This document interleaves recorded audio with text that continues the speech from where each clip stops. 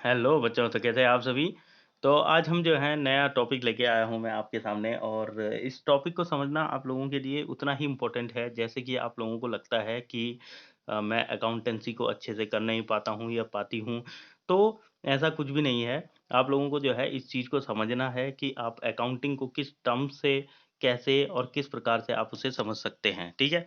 तो आज हम जो है जिस टॉपिक के बारे में बात करना चाह रहे हैं वो बहुत ही इम्पोर्टेंट है। बस आपको जो है इसके बारे में थोड़ा जानकारी होनी चाहिए। तो हम बात करेंगे डेप्रिसिएशन की and cause for the depreciation के लिए। ठीक है? तो depreciation can be easily defined as a reduction in the carrying amount of a fix asset. जो आपने अक्सर कई बार सुना होगा कि जैसे हम कोई भी चीज़ अगर हम किसी चीज़ का यूटिलाइज़ेशन कर रहे हैं, तो धीरे-धीरे उसका जो है उसका जो डेप्रिसिएशन होता है ना, जो मूल्य ह्रास होता है, वो होता रहता है, ठीक है? तो वो कहीं न कहीं हम ये बोल सकते हैं कि जो कैरिंग अमाउंट है, उसमें जो रिडक्शन हो रहा है, किसी भी फिक्स एसेट का, ठीक है? तो वही आपका डेप्रिसिएशन है, ठीक है? तो depreciation is equate with the value of the consumption of a asset of for a specific period, ठीक है? अब अगर हम डेप्रिसिएशन को समझने की कोशिश करेंगे तो जो हमने वैल्यू ऑफ कंजप्शन की है उस एसेट की किसी भी स्पेसिफिक पीरियड में तो वो धीरे-धीरे क्या होती रहती है डेप्रिसिएट होती रहती है, ठीक है? तो मूल्यह्रास एक विशिष्ट अवधि के लिए संपत्ति की खपत के मूल्य के बराबर होता है, ठीक है? तो over the span of an asset over which it is a considered usable depreciation bring down the value of the asset to the salvage value मतलब ये संपत्ति है तो उसे अपनी अपनी अवधि के दौरान जिस पर उसे प्रयोग करने योग्य माना जाता है तो वो मूल्य ह्रास संपत्ति के मूल्य को बचाव मूल्य में लाता है मतलब कि जो स्लेवेज वैल्यू होती है, उस वैल्यू में वो उसे ला जाता है, ठीक है? तो यही डेप्रिसिएशन को समझने के लिए हमें ये समझना पड़ेगा कि ये कॉज़ होते क्या हैं, ठीक है? तो ये इंटरनल कॉजेज़ और एक्सटर्नल कॉजेज़ 2 तरह के कॉजेज़ होते हैं कि जैसे कि अगर आप इंटरनल कॉजेज़ की बात करें तो डिप्लेशन हो गया, डिट्रेसिएशन हो गया, एक्सहाउस्शन हो गया, वेयर एंड टीयर हो गया, वीर एंड टीयर, ठीक है? उसके अलावा एक्सटर्नल में अगर हम देखेंगे तो एफ्लिक्शन ऑफ टाइम हो गया, ठीक है? वेदर एंड नेचुरल क्लाइमेट हो गई, permanent fall in the market value of asset, ठीक है? तो ये सारे के सारे जो हैं डेप्रिसिएशन के लिए ये सारे के सारे कारक जिम्मेदार होते हैं। अब ये समझने की कोशिश करते हैं कि हम कैलकुलेशन करते कैसे हैं डेप्रिसिएशन को, ठीक है? तो कैलकुलेशन कैसे करते हैं? जैसे यहाँ पर एक्ट कॉर्पोरेशन है किसी पर, तो उसने जो है डीलक्स मशीन 60,000 रुपए में परचेज की and it has an estimated salvage value of 10,000 rupees, ठीक है? और उसकी एस्टिमेटेड जो भी स्लेवेज वैल्यू थी वो 10,000 थे also a useful life of a 5 year, ठीक है? 5 साल के लिए उसने यूज़फुल किया था उसे, ठीक है? तो फिर तो यहाँ पर हम जो है कैलकुलेशन करेंगे ना जब आप लोगों को मैं ये बताना चाह रहा हूँ कि जब हम यहाँ पर कैलकुलेशन करेंगे डेप्रिसिएशन को, तो वहाँ पर परचेस ऑफ कॉस्ट, ठीक है? परचेस कॉस्ट ऑफ रुपीज़ मतलब रुपीज़ में जो परचेस कॉस्ट है वो और एस्टिमेटेड जो भी स्लेवेज वैल्यू है वो और उसको उसमें से हम माइनस कर लेंगे। तो आपके पास जो है जो इनकम निकल के आएगी मतलब जो आपके पास निकल के आएगा वही आपका डेप्रिसिएबल एसेट कॉस्ट हो जाएगी, ठीक है? तो इसका मतलब कि depreciation is equal to depreciable cost upon useful life, ठीक है? मतलब कि 5,000 को हम 5 से क्या कर देंगे डिवाइड कर देंगे तो ये आपके सामने क्या निकल के आ जाएगा डेप्रिसिएशन आ जाएगा तो कितने का 10,000 रुपीज पर ईयर, ठीक है? अब मेथड की को समझने की कोशिश करते हैं तो एक स्ट्रेट लाइन मेथड्स होता है जिसमें हम एसेट की हिस्टोरिकल कॉस्ट को एसेट की एस्टिमेटेड स्लेवेज वैल्यू से माइनस करते हैं और एसेट की यूजफुल लाइफ के साथ में उसे डिवाइड कर लेते हैं जैसे कि ये ऊपर वाला जो देख रहे हैं ना आप ये जो है SLM मतलब स्ट्रेट लाइन मेथड ही है, ठीक है?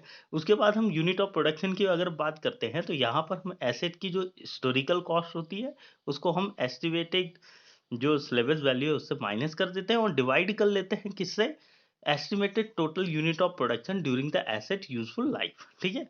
तो यहाँ पर ये ज्यादातर जो है इसका उपयोग प्रोडक्शन लाइन में किया जाता है, ठीक है?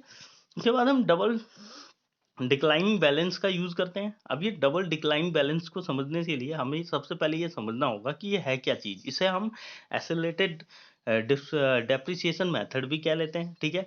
यहाँ पर जो है कैलकुलेट उनके हायर डेप्रिसिएशन चार्ज के साथ में किया जाता है। तो पहले ईयर में हम एसेट की लाइफ में जो उसका हायर डेप्रिसिएशन चार्ज है उससे करते हैं, फिर ग्रेजुअली वो धीरे धीरे जो डेप्रिसिएशन एक्सपेंसेस हैं वो डिक्रीज होते रहते हैं, घटते रहते हैं, ठीक है, ईयर के हिसाब से।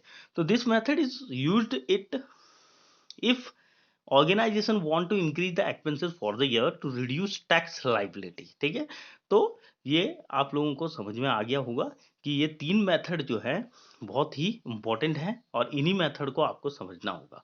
उसके अलावा अगर हम कुछ और मेथड की बात करें डेप्रिसिएशन अकाउंटिंग के लिए कि वो कैसे अकाउंटिंग उसकी बनाई जाती है, तो एक तो डायरेक्ट मेथड होता है, एक इनडायरेक्ट मेथड होता है। डायरेक्ट मेथड आपका no provision for depreciation account is maintain, ठीक है। तो यहाँ पर कोई प्रोविजन नहीं है कि आप जो है डेप्रिसिएशन अकाउंट को मेंटेन करें, ठीक है। कोई मतलब आपको मतलब जिसे प्रोविजन मतलब कि प्रावधान नहीं होता है, ठीक है। तो depreciation is charge by the debiting the depreciation account and credit the asset account. मतलब मूल्यह्रास जो है मूल्यह्रास खाते को डेबिट करके और संपत्ति खाते को जमा करके चार्ज किया जाता है, ठीक है। अब यहाँ पर क्या है, पहला वाला जो है depreciation account debited to asset account, ये for the amount of depreciation के लिए है। उसके बाद प्रॉफिट एंड लॉस अकाउंट से to depreciation account to close the depreciation account. अब हम जो है डेप्रिसिएशन अकाउंट को बंद करेंगे। तो depreciation is closed by the transferring to profit and loss at the end of the year, ठीक है। जब हम उसे ट्रांसफर कर लेते हैं वर्ष के अंत में, जो साल का जो अंत होता है, जब हम उसे ट्रांसफर कर लेते हैं प्रॉफिट एंड लॉस अकाउंट के खाते में स्थानांतरित करके हम उसे क्या कर लेते हैं, बंद कर देते हैं, किसको, डेप्रिसिएशन अकाउंट को, ठीक है। फिर उसके बाद जैसे फर्दर परचेस ऑफ एसेट करते हैं तो asset account debited to bank account. फिर when the asset is sold, जब सोल्ड किया जाता है तो bank account debited to asset account. उसके बाद जब ट्रांसफर किया जाता है प्रॉफिट के लिए, मतलब हम सेल कर रहे हैं, प्रॉफिट ऑन सेल, ठीक है, सेल पर जो प्रॉफिट आया उसको ट्रांसफर किया जाए तो asset account debited to profit and loss account. फिर प्रॉफिट एंड लॉस अकाउंट से उसे क्या किया जाता है, एसेट अकाउंट में वो क्रेडिट किया जाता है to transfer the loss on sale, जब लॉस हो जाता है, ठीक है। तो ये सारी की सारी चीजें जो है इसमें बताई गई हैं और ये सारा का सारा जो है डायरेक्ट मेथड के अंदर आता है। उसके बाद हम इनडायरेक्ट मेथड की अगर हम बात करते हैं तो यहाँ पर प्रोविजन होता है कि हमें डेप्रिसिएशन अकाउंट बनाना होता है। अब देखिए यहाँ पर क्या होता है ना, आमतौर पर जैसे आप मशीनरी अकाउंट बना रहे हैं तो फिर आपको प्रोविजन फॉर डेप्रिसिएशन अकाउंट बनाना होता है, ठीक है। तो ये इस चीज का विशेष ध्यान रखें आप, जैसे यहाँ पर मशीनरी अकाउंट बनाया होगा तो उसके बाद जो है provision for depreciation on machinery account, ठीक है। तो यहाँ पर आपको जो है उसको दिखाना होता है। तो debit the amount of a depreciation to the depreciation account and credit it to the provision of depreciation account, मतलब कि, या फिर आप उसे एक्यूमुलेटेड डेप्रिसिएशन अकाउंट भी कह सकते हैं, जिसे आप मेंटेन करना चाह रहे हैं, ठीक है। तो मूल्यह्रास की जो राशि होती है ना वो मूल्यह्रास खाते से डेबिट करते हैं और उसे वहां से डेबिट करते हैं और इसे मूल्यह्रास खाते के प्रावधान में जमा कर देते हैं, ठीक है। तो ये सारी की सारी चीजें जो ये फॉर्मेट आपको दिखाया गया है ये उसी चीज का है। यहाँ पर आप देख रहे हैं ना डेप्रिसिएशन एक्सपेंसेस, ठीक है। तो वो सारे के सारे जो है वो यहाँ जमा कर लिए जाते हैं, ठीक है। तो बच्चों, आपको ये इंफॉर्मेटिव वीडियो कैसे लगा, तो इसी प्रकार जो है आप अपना प्रेम और स्नेह मेरे साथ में बनाए रखें और मैं आप लोगों को इसी प्रकार जो है इंफॉर्मेटिव वीडियोस लेके आता रहूँगा, ठीक है। और साथ में जो है चैनल पर भी जो है सब्सक्राइब कर लीजिए। देखिए आप सब्सक्राइब बिल्कुल भी नहीं करते हैं, जिससे कि मेरा मोटिवेशन भी कम हो जाता है।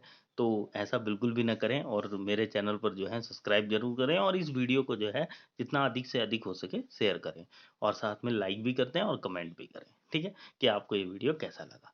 इसी के साथ में आप सभी को धन्यवाद।